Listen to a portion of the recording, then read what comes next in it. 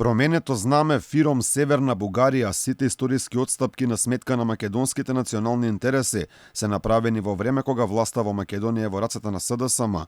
Првата историска отстапка на социјалдемократите беше времената спогодба со Грција, со која Македонија во 1993 стана поранешна Југословенска република Македонија, односно ПЈРМ или Фиром. On behalf of the General Assembly, I have the honor to welcome to the United Nations the President of the former Yugoslav Republic of Macedonia, His Excellency Mr. Kiro Gligorov. 2 години подоцна, кога власта целосно беше во рацете на СДСМ, односно во собранието немаше опозиција, речиси едногласно изгласа промена на македонското знаме.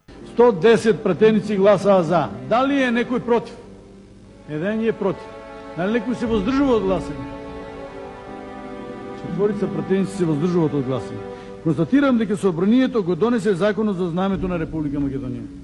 Поради задоволувањето на коалицијските договори и нова историска отстапка, владата на СДСМ, тогаш предводена од Владо Бучковски, направи со територијалната поделба на Македонија, ваквиот потек предизвика голем револт кај народот и протести во Струга.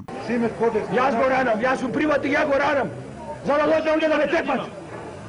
Ти не можеш да ме стимаш. Јас до вчера бев председател на младина на Социјалдемократски сојуз. Повторе на работа. Мојот лидер да пука со Лозовец со димни бомби овде да носам мој стриковци на раце отепани со крви. Јас ги ранам.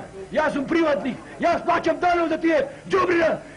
Проклети да се, дома деца да не си најдат се ако ќе се. 2017 година Македонија го потпиша за многумина капитулантскиот договор со Бугарија, кој подосна источниот сосед го користеше да ја блокира државава. Една година по овој договор, владата предводена од Заев на Македонија во Нивици преспа и ја залепи кованицата Северна, потпишан беше Преспанскиот договор.